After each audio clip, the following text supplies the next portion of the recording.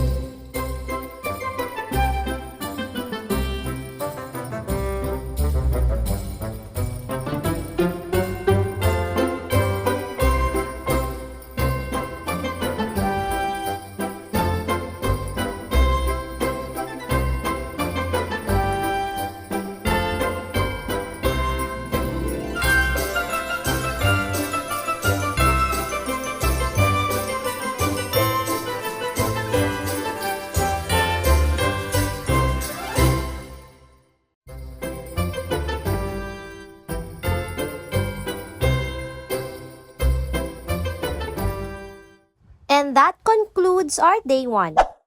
Day 2 naman tayo, December 25. Merry Christmas, guys! So, ang agenda namin today is maglakad-lakad lang within the area. Pero syempre, before that, fit check muna tayo dito sa labas ng SMDC. Kasi aminin na natin, kahit nakailang balik na ako dito, sobrang Instagrammable talaga ng mga pine trees nila.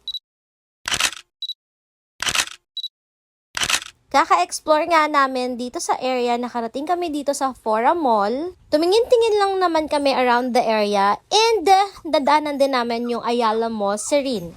By around 3 PM na siguro to, nakapunta kami sa Calle Cafe. It's actually one of the coffee shops that you wanted to visit kasi ang unique ng exterior niya. Plus, syempre, pinunta din namin dito yung overlooking view ng Taal. Nga pala, nag-lunch na din kasi kami before kami umalis sa Airbnb unit namin, kaya coffee na lang yung pinunta namin talaga dito and a little bit of snacks. Sayang nga kasi huli nang nilabas yung mga pastries nila dito. Kaya cheese quesadilla na lang yung na-order ko. Yung total bill namin for 5 coffee and 1 cheese quesadilla is 1,570 pesos. For me, reasonable naman yung price niya, given that ang ganda-ganda talaga ng view dito and nasa 3rd floor kami. Coffee was good too and sobrang dami naming nakuha mga pictures here, kaya sulit yung pagpunta namin dito. By the way, not sponsored ha, pero baka naman, Calle Cafe. Also, sakto yung pagpunta namin kasi palubog pa lang yung araw, sobrang konti pa lang ng tao. And at around 5 PM-ish, sobrang dumadami na yung customer nila. So I suggest if you're visiting Calle Cafe, pumunta kayo ng mas maaga. And our last destination of this day is Sky Ranch. Ito yung hinuli namin because this is the nearest from our Airbnb unit. By the way, I forgot to mention na yung fare pala namin going to Calle Cafe and back is 30 pesos per pax. So, papunta yun and then 30 pesos pabalik. And then Sky Ranch is walking distance lang, so naglakad na din kami to go there. Pero sobrang daming tao kasi nga Christmas and we kinda expected na the situation. So sumilip na lang kami sa labas and then we went back to our unit.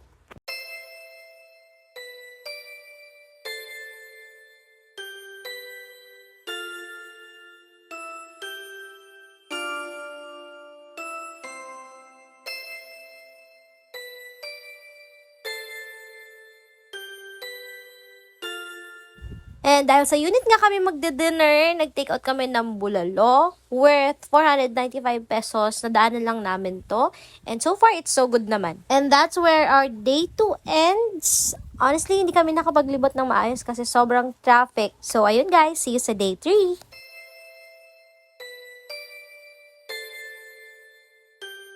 Good morning guys! Day 3 na tayo and sobrang dami naming agenda for today. Kaya maaga pa lang nag-prep na agad kami at nag-breakfast. So today nakaschedule yung tours namin within Tagaytay at nag-rent nga kami ng red taxi for 2,500 pesos. So one whole day tour ito and yung inclusion niya, meron na siyang kasamang driver, may gas, and then mga parking fees. Kasama na din pala dito yung pick up and drop off nyo.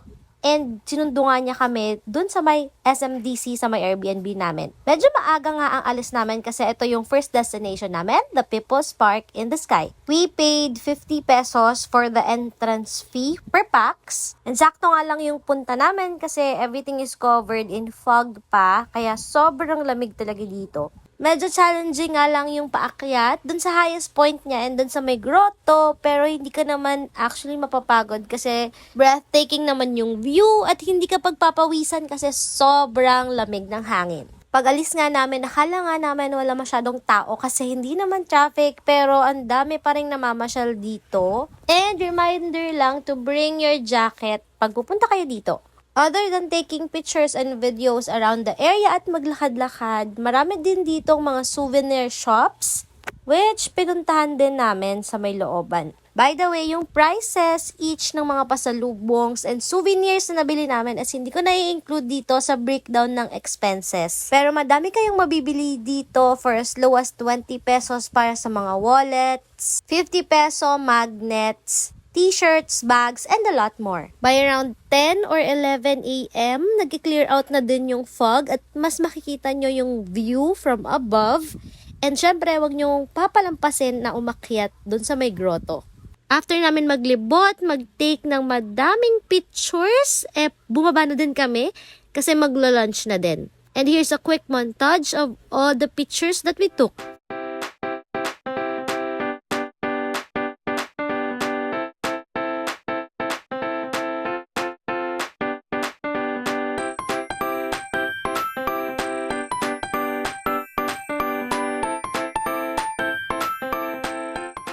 Next stop is Our Lady of Manaoag. Actually, wala to sa itinerary namin pero dahil nadaanan namin, nag-quick stop na rin kami dito. Right after that, dumiretso na kami sa SVD Farm para na rin mag-lunch dito. Ang cute kasi alfresco dining to and dito kayo sa mga kubo na to kakain. And ito yung mga in-order namin for lunch. Nag-order kami ng 1 chicken native adobo. Nag-order din kami ng SBD pinakbet with crispy bagnet. And nag-order din kami ng sinigang na bangus. And then for dessert, nagbibingka naman kami para maiba naman. So yung total namin for today's lunch is 2,133 pesos, included yung service charge. After mo palang mag-lunch dito, pwede ka maglibot-libot dito, pwede ka rin mag-feed ng mga fish nila at mamasyal sa flower garden nila. Then, our last stop for today, Crosswinds. Meron pala silang entrance fee na 100 pesos per pax. And guys, hindi ito accessible by foot. So, kailangan talaga may service kayo pag pupunta dito. Ito nga pala yung mala Switzerland vibes na tinatawag nila dito sa Tagaytay. Sobrang Instagram worthy nga bawat corner nito. Kaya naman hindi ito pwedeng mawala sa bucket list namin. At dahil nga busog na busog pa kami from our lunch doon sa SBD Farm, nag-coffee lang kami dito sa may Dear Joe. For 5 coffees, our total bill is 1,585 pesos. Yes, besties, kape pa lang yun. Wala yung pastries or whatever. Kasi medyo pricey talaga yung mga products nila here compared sa ibang branch. Pero other than that, sobrang ganda talaga dito. Picture perfect at sulit na sulit yung pagpunta namin dito.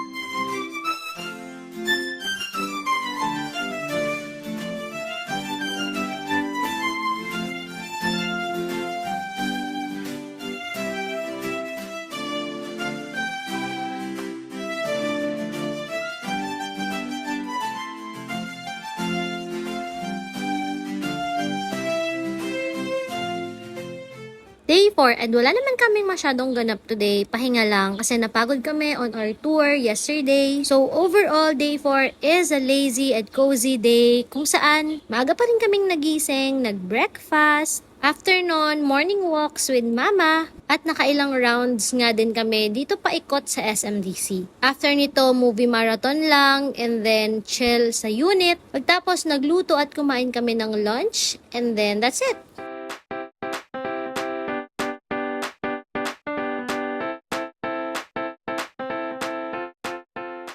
Mga bandang hapon, around 3 or 4 p.m. na ata to, lumabas ulit kami, naglakad-lakad kami around Robinsons, Tagaytay. Tapos bumalik kami dito sa pinagbilhan namin before ng bulalo para mag-take out again ng bulalo. And yun yung dinner namin. After that, nag-movie marathon ulit kami and then nag-pack up na for tomorrow. And then we have day 5. Sobrang foggy compared sa day 1 to 4 namin dito. Kaya sobrang ganda ng gising namin. Yes, around 12 noon yung check-out namin. Pero mag-check-out kami ng earlier than scheduled. Kasi on the same date, uuwi din kasi yung parents ko to Bicol. Kaya gusto namin magpahinga muna sana sa Manila before sila umuwi. And itong vlog na to pala, nasa dulo ang house or room tour kasi itutour ko kayo dito sa Airbnb namin ng super quick. So meron silang loft type bed na pang double. So kasya yung dalawa sa taas, dalawa sa baba, and then merong pull out. May maliit na vanity here and meron silang dresser na may full size mirror kung saan pwede ka mag-fit checks. Bale yung theme nga pala nitong Airbnb is dark blue or navy blue ata yan and pink. Meron din silang pa-terrace dito and ito naman yung itsura ng parang sala nila. May complimentary coffee nga din sila here and then ito naman yung itsura ng kanilang kitchen. Ang nice kasi complete din to. May rice cooker na, oven toaster, and then ang laki ng ref. Yun talaga yung nagustuhan namin here. At sobrang daming salamin, girly. So, talagang lahat ng fit checks mo, go na go. For sure, nakita nyo na din to. Sobrang laki ng TV nila. And insert na lang ako ng pictures ng shower nila kasi super cute din. Ito naman, here we are, checking out. As early as 9 a.m. ata yung check-out namin.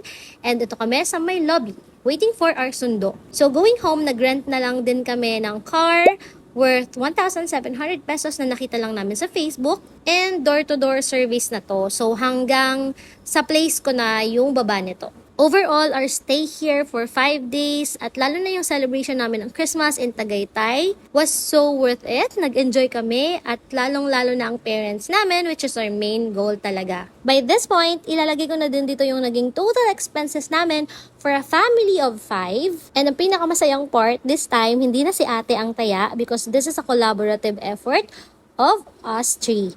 Super saya talaga sa heart na maipa-experience mo yung mga gantong bagay sa parents mo. Kaya super proud kaming tatlo on this trip. From the planning, the preparations, paggawa ng itinerary, hanggang sa mismong pag-navigate na dito sa Tagaytay, paghanap ng mga place to visit. Sobrang worth it lahat. And of course, hindi dito nagtatapos ang aming mga adventures kasi goal talaga namin na makapag-travel every year with the family. And then to finally end this vlog, before we send off our parents to Bicol, nag-launch pa kami nito sa Manila na to. This is in SMBF. Naglibot kami ng kaunti sa mall and nakapag-shopping pa nga ng last minute. And that's it. Thank you for joining us in our trip in Tagaytay. At kung umabot ka sa part na to, thank you so much for watching our vlog. I really love doing this kind of thing kasi napakasarap na balikan yung mga memories na tulad nito, especially with my family. Kaya naman, see you next year sa next adventure ng Brisha Family. Bye!